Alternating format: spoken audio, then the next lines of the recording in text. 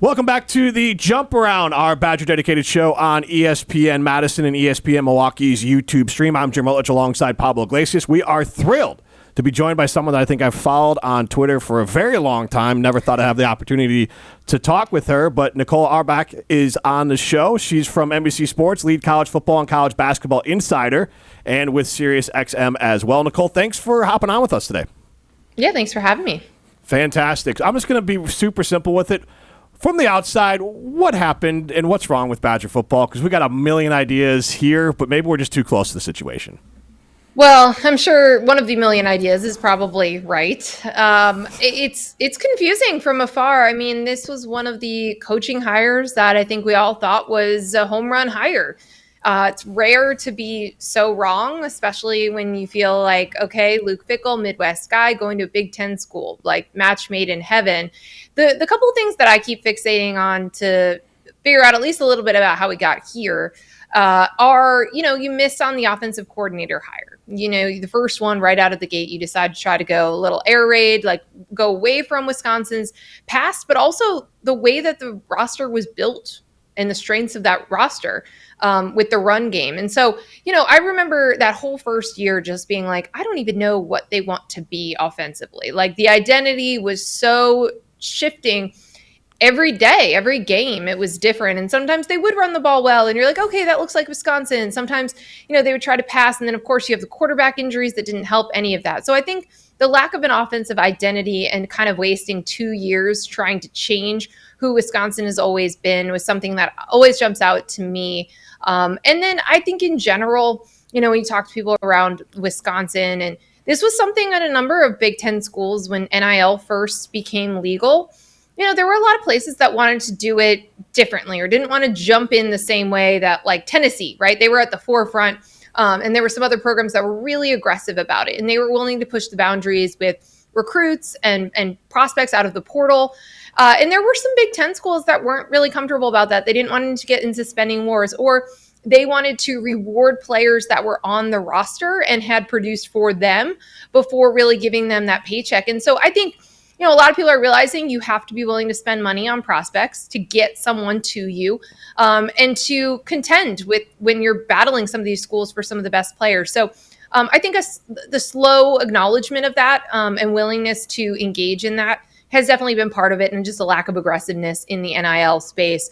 That's going to hurt you in this day and age. But I really think a lot of it has to do with that offensive identity and just being really inept on that side of the ball. And again, some of that is just bad luck with injuries, but some of that is scheme and trying to change too much. But it makes it really hard to quote Luke Fickell for the last couple of weeks. Like if you score 0 points, you don't really put yourself in a position to win games. So it's been a lot of different things, and I'm sure you guys could add to the laundry list. But again, I just kind of want to underscore like how surprised I am that it got to that point. I mean, I really did think that this was a great fit and was going to work really well right out of the gate.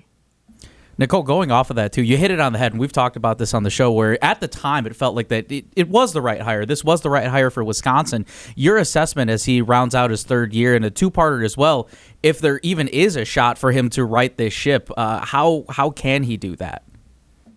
Well, I mean, I think that there's a lot of schools that would love to not be in this coaching carousel and would like to give their current coach another chance or invest money in the offseason into the roster. And I think Virginia's a really good example of that instead of making a change and moving on from Tony Elliott last year, they put money into the roster. They hit on some of these transfers. Another year in the system, the program continued its build, and here they are, sitting in the catbird seat in the ACC for a playoff spot. So that route does work, and I think a lot of programs are trying to do that before they make a change for a head coach that's going to be very expensive. And certainly it would be at Wisconsin. I mean, $25 million is a lot of money. I know we're hearing buyouts that are in the $50 million range, so we don't think about this as real money. But it's a very expensive decision. And so I take from Chris McIntosh's letter to fans that, he wants to continue to try to do everything from an athletic department standpoint and a money standpoint that they can do to position Luke Fickell to succeed. And, it was a very different kind of statement and letter to fans than the one we got the same day, which was, Florida State's athletic director writing to fans about Mike Norvell and putting out a statement saying, I'm going to evaluate this program at the end of the year. That read to me like, hey, donors, let's get $53 million together by the end of the season. Wisconsin's felt like, hey, we are still trying to work through this, and we want to give Fickell and give this staff all of the tools they need to be competitive in this day and age. And obviously part of that is Chris McIntosh going out on a limb to hire him and in wanting to give him all of that he would need to succeed. But some of it just felt a little bit outdated of saying, we're not doing what we need to do from a resource standpoint. You're in the Big Ten. You want to be nationally competitive. You want to be in the college football playoff picture. So that was a little bit surprising to hear that in the year 2025. But I think, to continue out the rest of the season, obviously you'd like to not lose out. But I think we saw a competitive game against Oregon. And that was, I think, really encouraging after a couple of blowout losses where nothing really was working well. Playing a team that is a top 10 team in the country, close and tight, especially, tighter than we've seen a lot of other teams play them, I think is really encouraging. So I'll be interested to see how they close out the season here. But everyone, tracks the same sort of thing when you're looking at a team in a losing streak or where a coach is on the hot seat. You're looking at how hard those players are playing for that coach. What are signs of progress? What players, are really important to retain that have relationships with the head coach? There's a lot of things like that you're looking at down the stretch. Nicole, you mentioned something too about pushing money into your roster. I wanted to ask a follow-up on this too. With buyouts, with the rev share now, that system now moving into effect a little bit more. Do you think that changes budgets at all? Is our teams and programs looking more into that too? How does that affect the landscape? I mean, it's a good question because, you would think that in this day and age, you wouldn't want to pay a $50 million buyout. And we've seen multiple places willing to do that. And of course, these are also schools that have offset language in there. So if James Franklin gets another job, Penn State is not on the hook for, $46 million or whatever the final figure ends up being. It will be offset by new income for a new job. But there is a willingness to make these changes, even though they're really expensive, because some schools are just too worried about falling behind in the sport that brings in all the money and that drives college athletics forward. So that's part of, I think, the calculation that people are making, even though we've all heard all of these athletic directors and university presidents complain about having no money and having to make tough decisions about scholarships and sports sponsorships. These are the same people who've been saying that because now you can pay your athletes up to $20.5 million directly from rev share each year, yet they're still making these decisions on these buyouts. So it feels like some of the elements of a traditional market don't apply when rich boosters just come in and kind of swoop in and save the day and can help make a coaching change because you're not really, kind of balancing your spending and your income and your costs and all of those things the way that a normal business would. So that's how I explain it. And that's why I think it feels like money isn't real, even though we are talking about a lot of money. There have just been such big decisions that kind of numb us to the impact of, a $25 million, $50 million buyout. And on that note, and I'm sure you remember pre-NIL days when the Badgers were talking, when Barry Alvarez was here, Brett Bielema not paying assistants or couldn't get the facilities up to par, and they were kind of in the bottom of the Big Ten and paying assistants and some of those things. So they've never been a program that does have money just waiting to be given like a Tennessee or Alabama. And so that is one concern I have. And then the other part of it is that I think Luke Fickell is a good coach, and I agree with you that he made a mistake that set things back with Phil Longo, and they're trying to fix it, and he's had bad injury luck. The problem I worry about here is that this is a brand equity problem, and you're trying to raise funds, and you're trying to get fans to, and I know they go to the stadium and drink lots of beer, number one or number two, yay us, but otherwise, how do you get these businesses to buy in? How do you get these boosters, the Ted Kellners of the world, our biggest booster in this area? How do you get them to buy in if the product ends up being this year 2 wins and at times it looks completely incompetent out there? So that's the concern I have, because I do think in a normal world, Luke Fickell can turn this around, but brand nowadays in everything, but especially college football, is just as important as what you are as a coach. I think that's definitely contributing to like the lack of patience we're seeing in so many different places. And it's this fear of falling behind and falling out of national relevancy. So I completely understand that. And I remember talking to someone close to the program earlier in the year, and it was after the Maryland game, because that felt like a turning point to me. With the students chanting "Fire Fickell," the way that Maryland dominated that game. And that person was saying that there wasn't an appetite to pay a $25 million buyout. Like, people believed in patience and, another full off season and change. And then they said, well, I mean, like, if they lose out, like a 2-win season, who knows, right? And so I do think that ultimately could change the calculus and decisions. But it does go into what you're saying. I mean, you are talking about investment from your biggest donors. Your fans, your engagement, all of those things are really, really important. And that's why we have seen so many midseason coach firings, because, yes, okay, maybe you'll have a spark like we saw from UCLA for 3 weeks with an interim coach, but that's not really what you're making that decision for. It gives you maybe a little bit jump in the coach market as you're looking for coaches. But I think really it's just to signal to your money people that you're making a change. This was unacceptable and you're going to move on. And I think in a lot of these situations, Penn State may not get a coach that comes in with a better career winning record than James Franklin had, but you're starting over with someone new. The warts that you've seen in them aren't there. You're starting fresh. And your clock resets as well. And so that's why I think, some of these places are making changes, but I also think there's a lot of schools hoping to avoid this carousel because it's going to be really expensive, and because there's not enough home run hires to go around. And again, even in this situation for Wisconsin, were they to make a change, I mean, they got a guy that seemed like a home run hire, seemed like a good fit before, and was coming off of obviously had made the CFP at Cincinnati. So I just think it shows how difficult it is to hire a coach, and maybe even more how important the hires are and the resources around that coach as well, at least when you're talking like 1, 2, 3 year turnarounds. And I'd be remiss if I didn't mention Indiana, because I think what Curt Cignetti is doing is affecting that patience everywhere else, because everyone can see what he's done in 1 year and now 2 years. Last year wasn't a fluke. They're going to go back to the college football playoff. It's Indiana. They've lost more games than anybody else in college football history. If they can do this, well, then why can't we? And you have so many different schools and athletic directors and donors saying that. So I think that's also applying some pressure on schools like Wisconsin right now as they're weighing whether or not to make a decision. Look, Wisconsin once put 83 points on Indiana. Actually, I believe Nate Tice even played in that game. So, that was a beatdown of epic proportions. I don't know if the Badgers are going to score 83 points in Big Ten play this year. So, that's where these two programs have gotten. And I do think Indiana, they seem to hold a grudge because they did beat up on Brett Bielema after that, when they got a chance to, because Brett was the guy that ran up the score on Indiana back in the day. I could see Wisconsin having an ugly game there. But the other thing with Fickell that's working against them, as you mentioned, it felt like a home run hire. Some people locally were upset. Jim Leonhard, obviously, Wisconsin kid, played for the Badgers. He got them bowl eligible, kind of turned around that team. The players on the team wanted Jim Leonhard.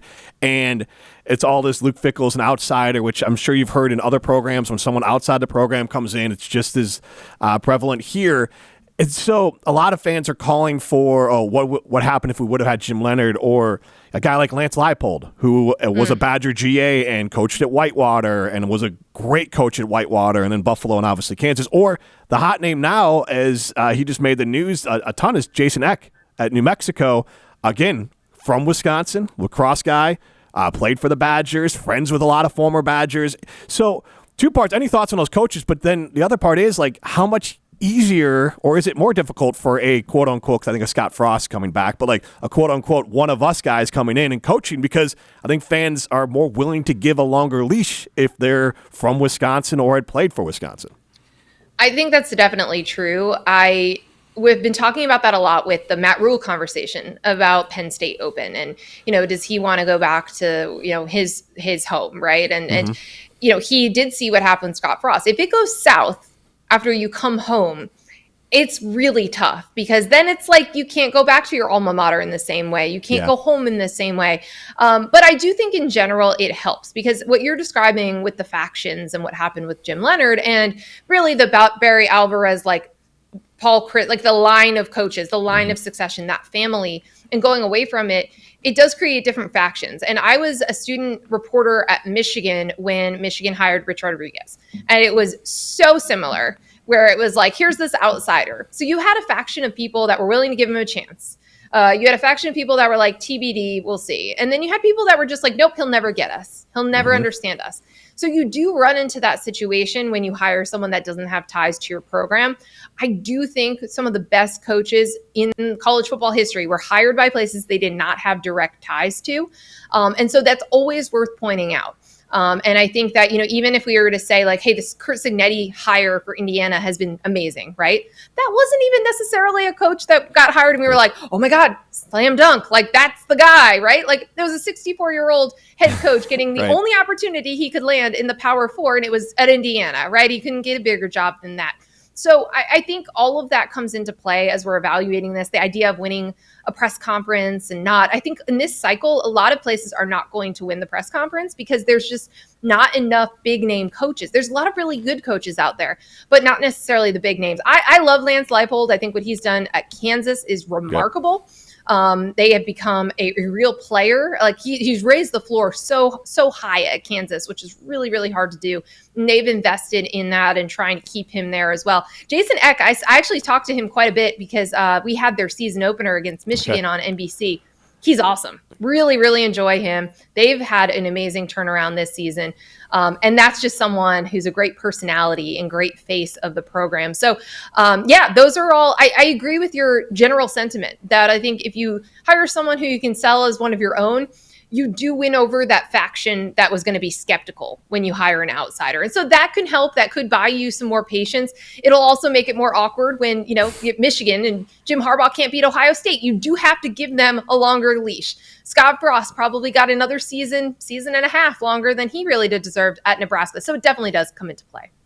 Nicole, last question for me. Again, the gut reaction when Chris McIntosh put out that letter and also put out his public vote of confidence for Luke Fickell, what did that make you feel more optimistic or more skeptic when that first came out?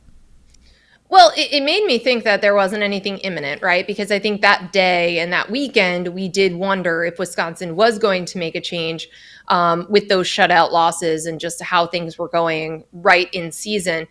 It made me think that, there was going to be some more patience and some, hope that things could turn around.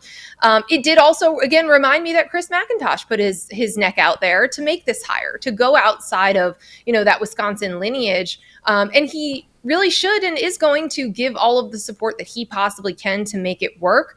I read that and it made me think that he's thinking about giving him another year and saying, like what we were talking about with Virginia, putting the money into the roster and trying to rebuild that way instead of, paying a big buyout and then having to buy out the rest of the staff and then go hire somebody else.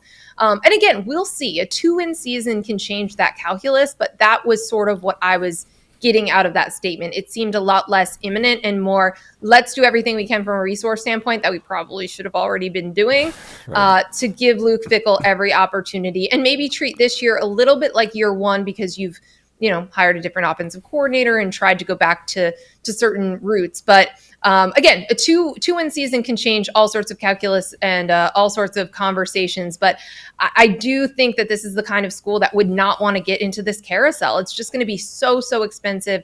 And I think we've already seen this with the coaches that are out there that have been attached to some of these openings, getting pretty significant raises and extensions.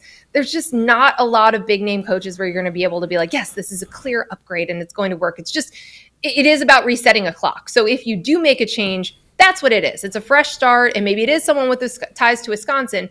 But I just think it's going to be really hard for like a miracle fix. There is only one Curt Cignetti. That might be a unicorn situation.